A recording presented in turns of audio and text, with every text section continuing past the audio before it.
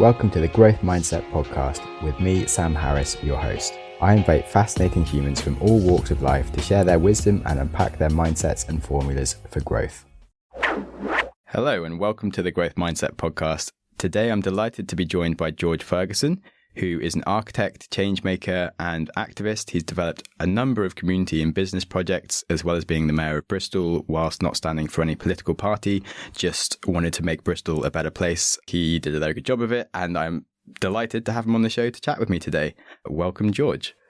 Thank you, Sam. Really good to meet. Yeah, big time. So you're very much down the line of really engaging community on like a local scale and how that kind of impacts the larger scale. And you did like a lot of great things with Bristol whilst you were the mayor, but you have like a really long history of doing stuff, which I am not so aware of. So could you give a brief introduction to kind of how you grew up and the things you kind of learned and how that kind of shaped your career, please?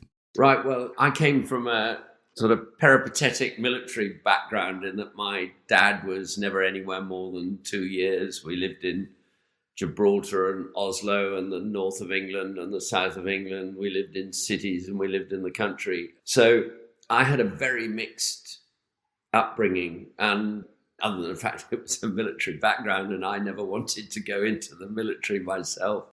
But I think I was fascinated by place and people and the huge variety of the types of societies that we lived in. So that probably influenced me massively. And I loved art.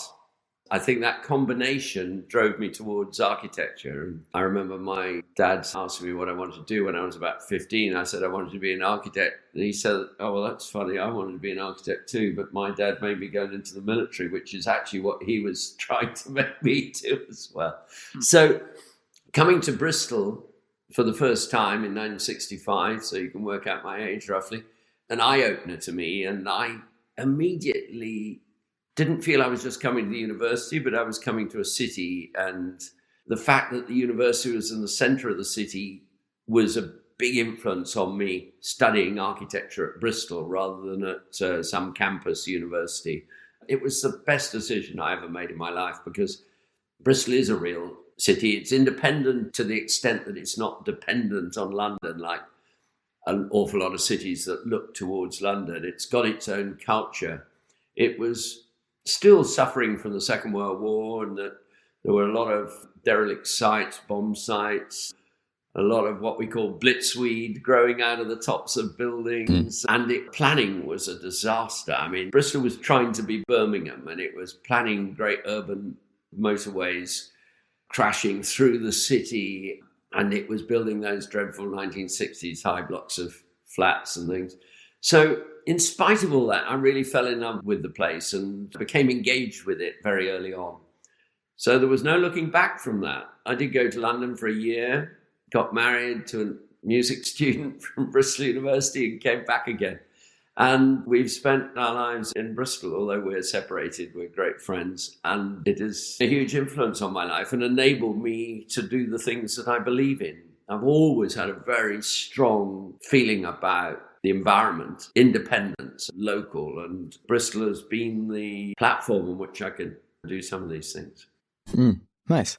Certainly an interesting way to start. Thank you for the context. I kind of like going off in tangents and stuff, so I'm quite interested to sort of hear more about marrying someone really fast when you're really young and how that kind of shaped your life and as a decision. Yeah, that's interesting. We were 21, I was just 22 when we got married, which now I look at when my children were that age, you think, bloody hell, why did we get married at that age? But the great thing is we had children very young, so I think they influence you. You care about the world that you leave your children. So, yeah, immediately that becomes a real focus about you care about the place you live in for their sakes, about where they can play and learn and all that sort of thing. And actually play became a very early interest of mine in creating and managing adventure playgrounds across the city. And I was chair of the Bristol Adventure Play Association when I was very young, just after leaving university. I think the biggest influence was having children very young. And also the great thing about having children young, they flee when you're still active and when you're still relatively young. So while I wouldn't advocate getting married at 21, and we're very different people than we were. I'm a bit late to take that advice anyway. I don't know, I'm a bit confused about marriage myself, and sort of the idea that you stay together for sort of 60 years or something is like, that's a super long time, and the person you were when you started is so different to the person at the end. We stayed together for 30 years. Yeah, I mean, a prison life sentence is 20 years. So it works for some people, but I do think monogamy for decades is a challenge. And, yeah, sure. So we could get into a great philosophical thing about that. But there's a lot of value in having a strong relationship with somebody, whether you live with them or not. Yeah, well, I mean, I kind of do like a big philosophical debate around monogamy and such. So do you think you were able to stay friends because you were just very open about like where you were with your lives? I mean, how did you manage a divorce but still... Yeah, well, it was difficult for the first year or two, but we recognised that there's more important things in life than squabbling over possessions and things, which people do. I've seen some dreadful divorces where people suddenly, from being best friends, become worst enemies, and it's just so unpleasant, and people become so grasping. And maybe we were fortunate that by then, because we certainly didn't have money to begin with, but by then we were able to afford a divorce that enabled each of us to live our own lives in our own places. I had the tobacco factory by then. This was at the turn of the century, and the tobacco factory had been going for some while. So I was able to move in to the top floor and become its caretaker and manage the project, which is a community project more than a building project, to manage it from there in South Bristol. And I think it was perfect timing. Although I'd had the building for nearly 7 years by then, it had been a 7-year project, getting it to where it became a really visible project with the cafe bar and everything. It was a really good time to go and manage it on site. Yeah. And having a loft apartment that I'd created to move into was made life easy, and was able to leave my ex with our family house, which she still lives in and which we all go to. Yeah, that's cool. I think it's quite interesting the way like we have these sort of difficult things happen to us, but you can kind of focus on the positive, and how often like a lot of good things come out of like the difficult stuff you go through, which if you focus on the right side of it can be quite nice. Did you feel at the time that you were able to focus on the positives, or is it like in hindsight like, oh, this was a great opportunity for me, or was it the time was it a bit more like, oh crap, my life's falling apart, what am I doing? It wasn't a matter of life falling apart. It was just a matter of a radical change to our lives. Yeah. And I think we both look back and see the positives, and that we didn't feed lawyers with with large fees, which is the stupidity of so many splits. Yeah. And that when I say splits, I mean splits in business, splits in life. They all feed the lawyers' fees.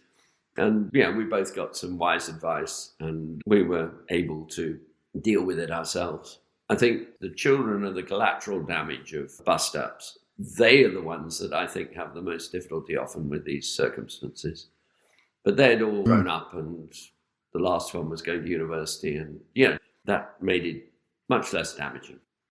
That's good to hear. So you mentioned like you're moving into tobacco factory and stuff. So how did you navigate your business life over those 30 years whilst being married, having a family, and go from being a guy that wanted to be an architect to owning something like the tobacco factory? That seems like a pretty cool achievement.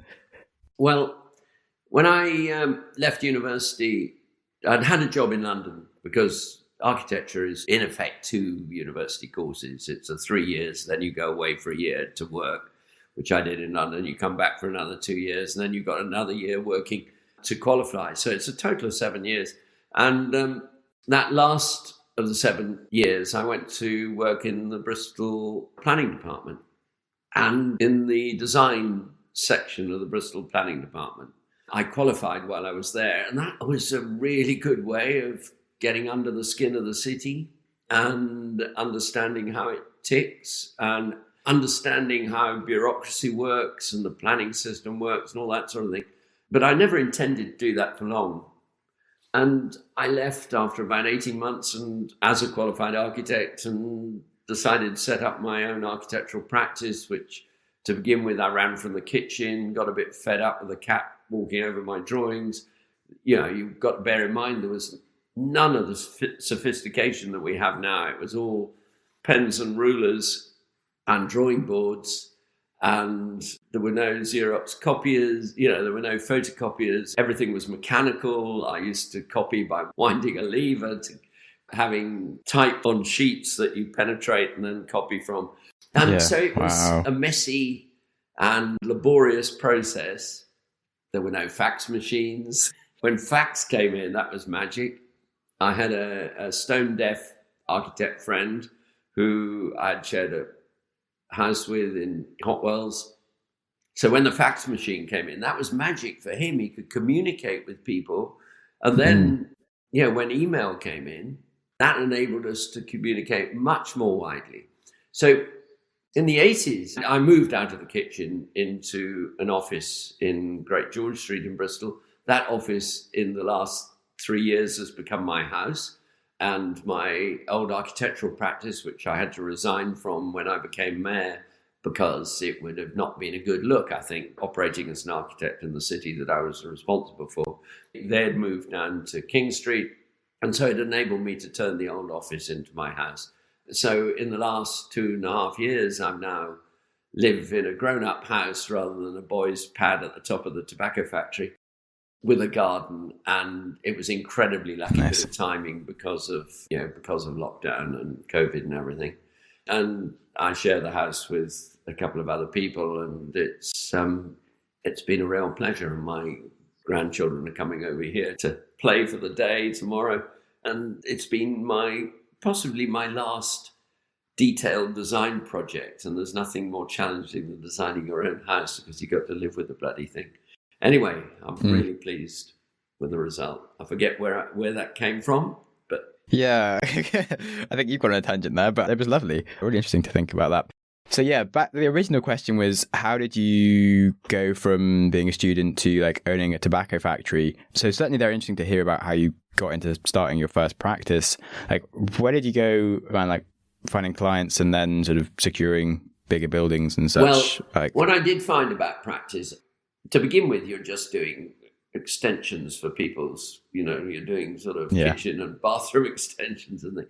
But I fell into a fantastic project in that there was another architect who was working on his own, who was challenged by a Bristol Churches Housing Association, it was called at the time, who wanted to buy some very derelict 17th, 18th and 19th century buildings in the centre of Bristol. Behind the Colston Hall, Lodge Street, Trenchard Street, there was an old chapel, there was a 16th, 17th century house on Lower Park Row. And he came to me because he felt it was too much for him to do on his own. And we formed a partnership which started in what's now my house. And we made it happen. We could have gone bust. We were in huge debt because with the Housing Association project at that time, that unless you made it happen, you got no fee. So you were doing a huge amount at risk. So we did take a big risk, and that really launched us because it was the first city centre housing project on any scale in Bristol since the war. We're talking about the late 70s. Or mid-late 70s. And that scheme became nationally visible, where we managed to persuade both the Housing Association and the planners that we didn't need much parking because it's a city centre project and it should be principally for people who didn't have cars but worked in the centre of the city, wanted to stay in the centre of the city because they could access their jobs in the centre. So that really led us into a lot of community housing, historic building, reuse projects. I mean, there had been a church on the site that we turned into 3 or 4 houses. And subsequently, we were working on things like St. George's Brandon Hill, which is next to where I am at the moment. In fact, I can see it out of the window.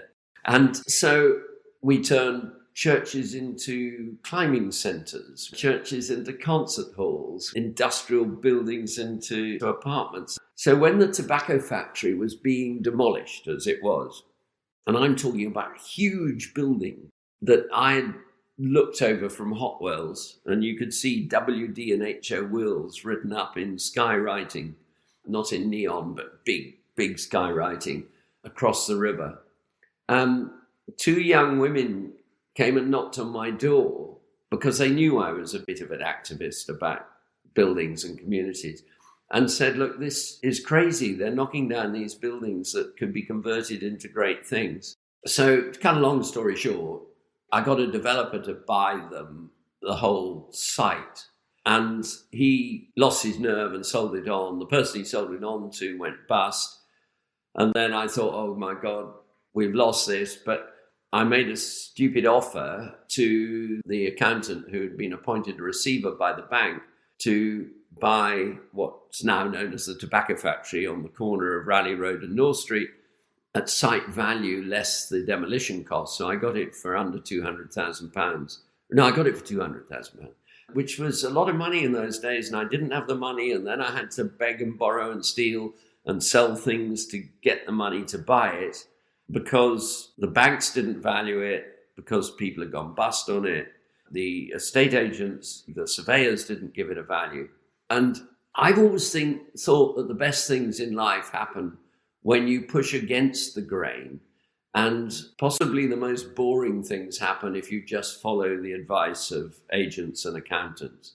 So it's what I call the art of the impossible. I think it's something that I'm involved in now, and we might get onto it, and that is reimagining what urban zoos might look like with Bristol Zoo closing. And I think that it's really important that you follow your hunches on these things rather than just go down the normal route, because the normal route can produce really boring results of blocks of flats, blocks of offices, retail parks, and they don't create community or interest or variety. For sure, yeah. I mean, if you look at Bristol, it's just such a cool trend-setting place, and like the whole area around the tobacco factory with just all the like graffiti, but it's so beautiful. And like, why isn't this in more cities? It's just like art at a grand level everywhere, and you're like, yeah, why is everything else in the world so boring compared to this? It's really silly. I'm pleased you say that, because that was my whole target. As an architect, you are dependent on your clients and what they want to do. You can influence them, but you can't move them away from their principal purpose. If you've got a residential developer, they want to build housing. If you've got a commercial developer, they want to build offices or supermarket. And I just was bored by that. I just think that architects should be looking at making good places as much as building objects, especially objects that produce monocultures. Okay. So what do you mean by objects exactly and produce monocultures? I think architecture has been driven by the magazines and the architectural photographers, and many architects see themselves as big artists, and their buildings as some sort of sculpture within which people operate things. And I much prefer to turn that inside out and say, actually, architecture needs to feed communities. It needs to serve the community. It shouldn't be about flashy objects. In fact, it should be absolutely the reverse. It should be about the activities that you generate within your creation, or the repurposing of places is so important. First, make the most of what you've got before you try and create something for the magazines and the architectural awards. Fortunately, I think architecture has moved a long way. I mean, this is the reason why I stood to be RIBA president, which is a significant national post. You're representing the 30 or 40,000 architects in the country. You are an international representative. And while I was RIBA president, we set up an urbanism project within the RIBA, which eventually we thought this shouldn't just be architect-driven. Good urbanism, good placemaking is about all the skills. It's about politics, architecture, engineering, landscape, economics. It's about all those. So we set up the Academy of Urbanism as an independent body which looked at how you make good places, both physically and socially. And I hope that what I left as RIBA president after 2 years was a greater understanding that architects can actually have a more beneficial influence on our environment by thinking much more broadly than just about the building itself. Yeah, cool. I really like the concept because generally people just want to make things that look good. I think it's very important to actually sort of think about what the actual purpose and use of things are. And I've never been that great at like fashion and brands. I'm always very much down the line of like, what does it actually do for me? I don't really care what the logo is on or anything.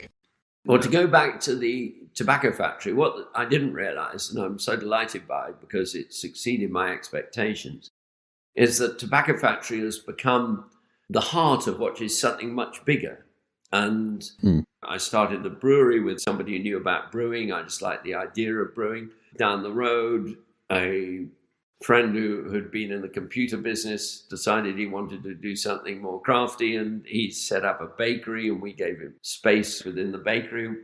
He's now retired, and we've taken over the bakery. We have a little farm out at Backwell that grows and provides our food for our kitchens. We've set up a farm shop within the tobacco factory. We also have a little farm shop called 5 Acre Farm, which gives you a clue to how small it is, but it produces an amazing amount of goods. And, our aim, I say our aim because I've been incredibly fortunate with the partners and managers that I've collected along the way, is to create a proper circular economy where it's sort of food in and waste out, and that the waste is not waste, but it's a product that is used on the land. And so we're not there yet, but I feel that we're traveling in the right direction. And that has done is then spinned a load of other activity around us.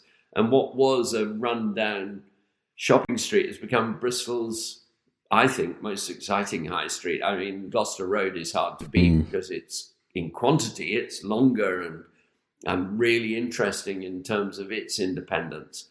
But what we've demonstrated is that local and independent can be so much stronger in terms of community than any corporate chains that the agents tend to prefer bringing into places. But they just create standard places anywhere, places that could be in any city. So Bristol the character of Bristol is much more dependent on all those individuals doing interesting things than it is on its leadership. I said that when I was mayor. My job as mayor was saying yes to things, saying yes to interesting proposals, giving permission to individuals to do interesting things, more than it was me deciding what Bristol should be like. I wanted to ask you sort of, why did you choose to go into politics? Because I guess you were building businesses and kind of shaping the environment around you anyway. What made you want to sort of really lead and have a hand in those things? Because obviously I first got into politics in the 70s, and I was never interested in politics at school or university. My wife and I had some refugees from Uganda that had been thrown out by Idi Amin. And I think it was noticed by a neighbour. It was such an interesting thing to do. You learn so much when you do something like that. Anyway, a neighbour who had been a liberal, and I'm talking about liberal, before Liberal Democrats, an old liberal candidate, and never won for the previous 40 years, I think, had only been run by Tories and Labour. So the Liberals were the sort of independents of the time. And she knocked on my door and said, would I like to stand for the council? And I thought, well, I don't really want to get into politics, and I certainly don't want to just waste time doing it. So I said, well, I'll stand, but you've got to understand we're going to have to win, because in those days get 7% of the vote or something.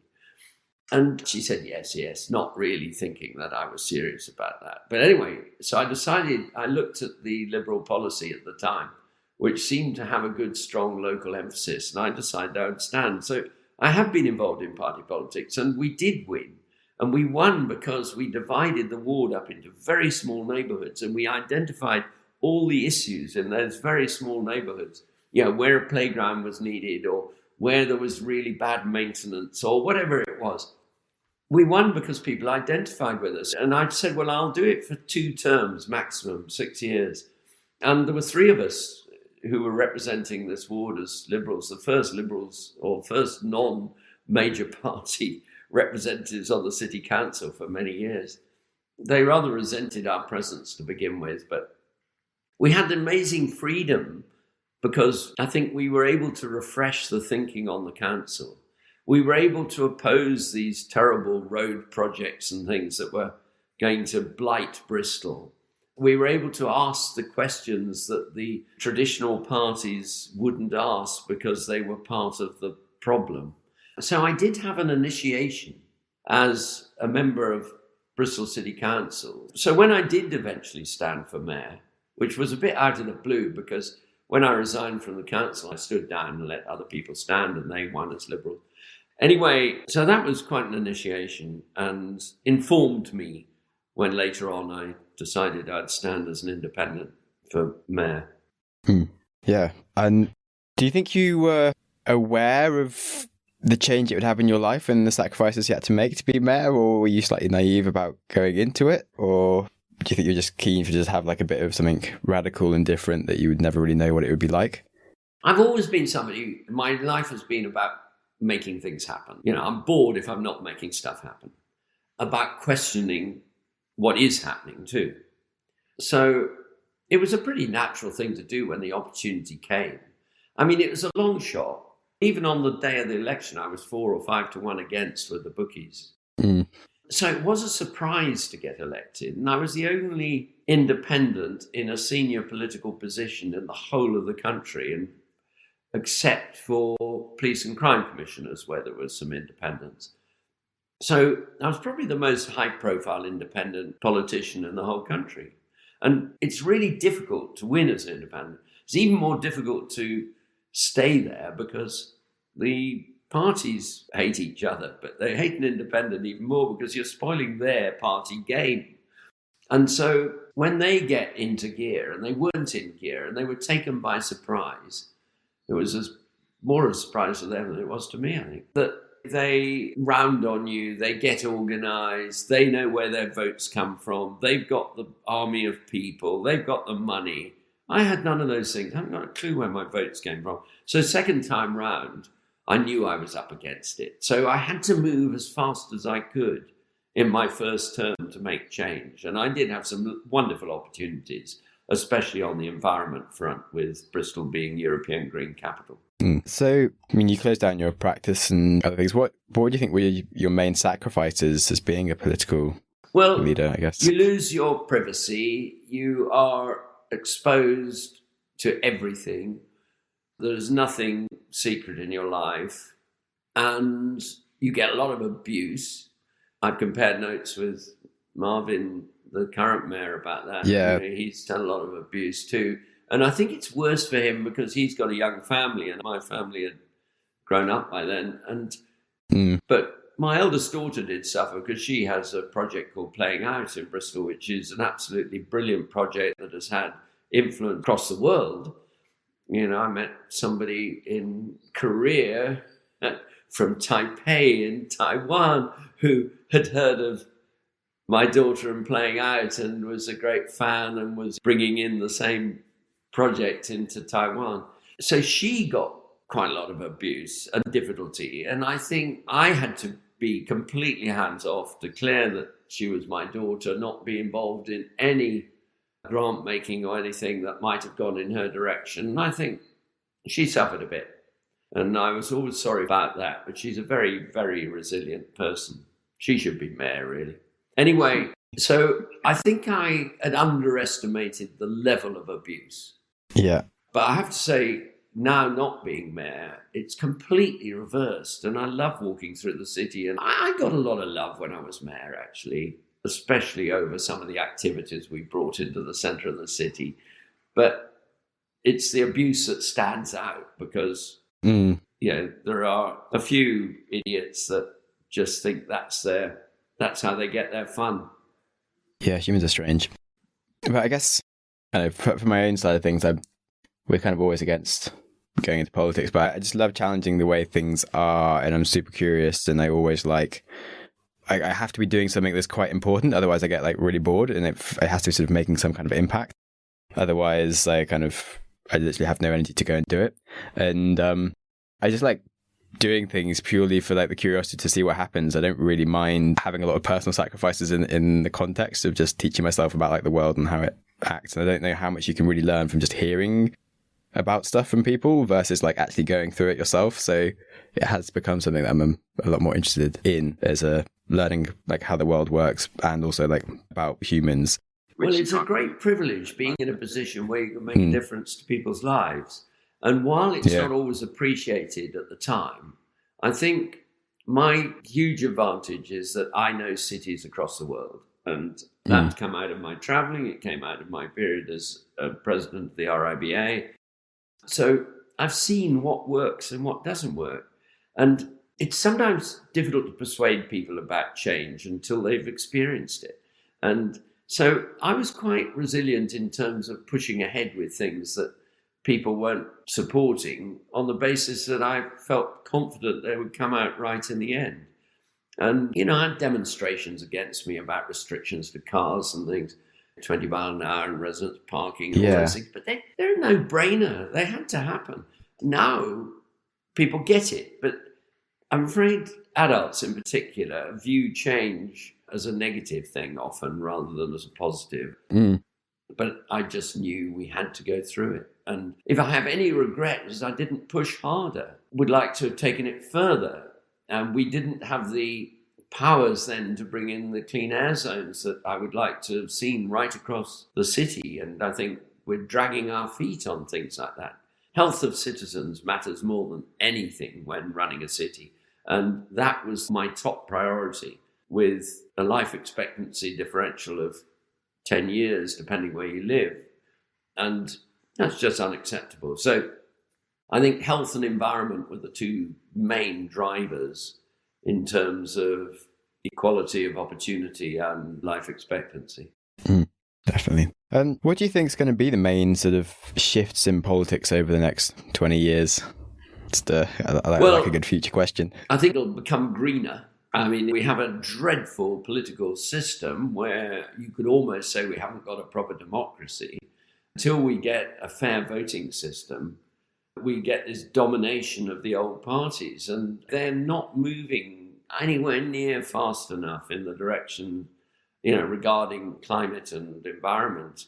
We've got to change the way we do things. That changes life. It doesn't mean a worse life. I think in many respects it means a better life. And it's not about hair shirt. It's about doing things differently. Why do we all own cars? I don't understand it. You don't all need to own cars. We can share cars. I don't own a car. I occasionally borrow a car, but 99% of the time I'm on my bike. I'm fitter as a result of it. I'll either have a sudden death or I'll live longer as a result of it. And yes, but my life is so much better having put those issues at the front. And I think that is what's going to drive our politics more than anything, especially with young people as they get older and they give priority to the environment. But we do need to change the electoral system as well to a fair electoral system. I don't know about like politics across most countries, but certainly like America and the UK, you're like, okay, the voting system just doesn't make sense. Like, what is going on?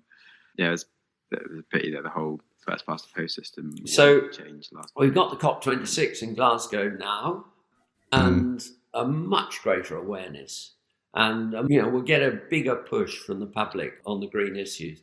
So either the major parties have got to become green parties, or we've got to put the Green Party into a position of power. Only having one MP with 1 million or a couple of million votes is absolutely ludicrous.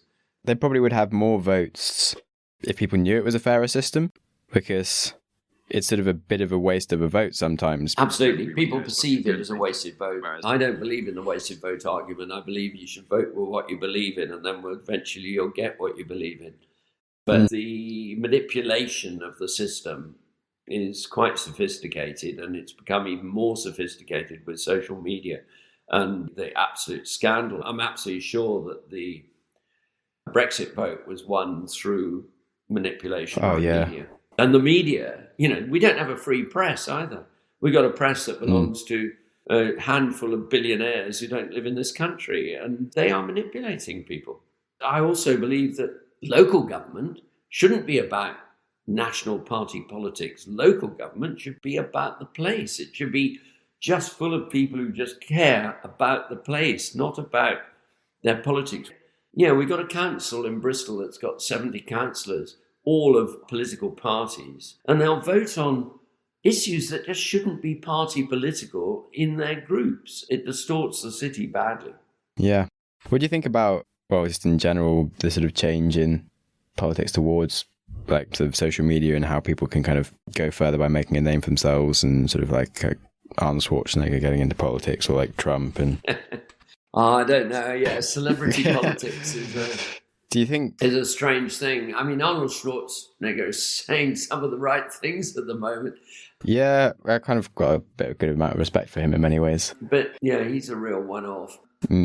Reagan, I just thought it was ridiculous getting a film star, a B-film star, becoming president of the US. But we are in, and every presidential election seems to get some wacky celeb standing. Yeah. Have you heard rumours about like The Rock might be standing for president in sort of like 15 years or something? Which I kind of am not surprised about at all. It is ludicrous, but I quite like the fact that we've got a relatively old, boring politician as president of the US at the moment. I liked Obama. I think he could have done so much more if he hadn't been restricted by the system. For sure. Yes, sad times. Anyway, if you had to give some advice to yourself as a 25-year-old, what do you think you would tell yourself? Not to be afraid, not to be driven by your fears, but to be driven by your hopes. Not to be got down by failure, but to make it drive you more. I think I sort of followed my advice. Life is about chance. I didn't have a plan other than I enjoy making stuff happen, as I've said, and I think that's been the driver, sometimes pushing against the grain. But, I've been part of the establishment as well. So I think just not have prejudices too. Don't judge anybody until you know them. And sometimes when your upbringing brings you to judge people that are not part of your clan, and I think my life has been enriched by getting to know people that have come from a totally different background to me, and prejudice drives an awful lot of bad decision making. It does in politics too. So Be open-minded, really important. And I think I would now advise myself to be kind, because I think there's an awful lot of unkindness. And I don't think I've always been as kind as I should have been to everybody. I've sometimes fought back rather than just reasoned. So I don't think there's anything lost by having a kind attitude. 100%. Yeah, I think it's like the ultimate life hack is just being super kind to everyone. It definitely just comes back to you. It's like, it's almost selfish being kind in terms of like, actually you get so much more back, I think. And overall the world's just like a nicer place to be in.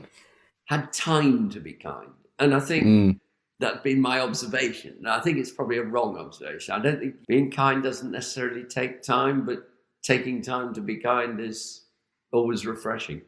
That's a nice. Cool. You also mentioned like you ran various businesses and projects with other people. What would you say around sharing and things versus like doing stuff yourself? Because it sounds like a lot of your success has come from being able to find great people to do stuff with you. Yeah, well, you need to find people to work with. I mean, I've got some really good partners because I spun off with other people, other businesses that have learnt from what I've done at the tobacco factory.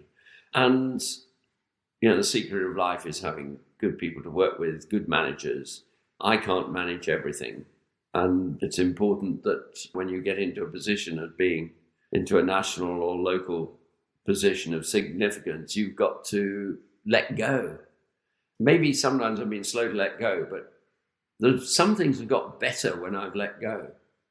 You know, the theatres at the tobacco factory got much better when I let go and handed that control to a trust. And eventually I will hand over the whole tobacco factory to a trust that will ensure that it carries on doing interesting things into the future rather than just be broken up because I'd left it to my lovely children, who won't be able to break it up. Yeah, interesting. Okay, good. So what is, on the subject of kindness, one of the kindest things that someone has done for you? I think there have been a lot of kind people in my life, but probably the most significant one was I had polio when I was a very small child. I just learned to walk. So my leg was paralyzed, my right side in particular, and I was unable to walk and unaided. And I was strapped into a brace on my leg, to a caliper. And we came back to England from Gibraltar where I caught polio. And my mother used to take me, and this was one of my very first memories. My mother used to take me to the baths in Bath, to the Royal Hospital. And I just remember the kindness of the nurses there, because I was having hydrotherapy treatment and they were holding me up and making me kick my leg. And it was significant because that enabled me to walk again unaided or relatively unaided. And so I've always had huge admiration for those people who have the patience of an angel that work in the health service. So in a way, that's a little parable for the sort of kindness that we all get from strangers, that they're not family, but they care about the people that they come along at the time. That was lovely. Thank you so much for that note. And I'm very grateful for the kindness of said nurses to help you walk again, because who knows what you'd have done with your life. But yeah, that's epic. And just thank you so much for making the time today to share all of your lessons and give us a great overview of your life and the challenges and mindsets that you learned and lessons. It's been a really, really fascinating conversation. And yeah, anytime you ever want to chat again. Great to meet you, Sam. And hope we meet in the flesh sometime. Yeah, me too. If you see me in the tobacco factory or anything, do just grab me for a drink. Yeah, will do. Thank you very much. Well, on that, thanks for listening to the show and have a great day. All the best.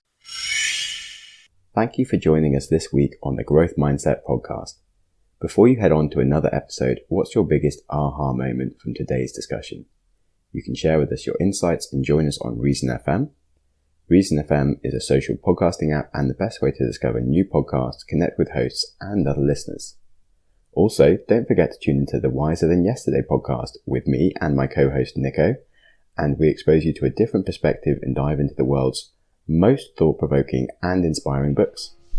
That's all for this episode, and with that, keep learning and keep growing.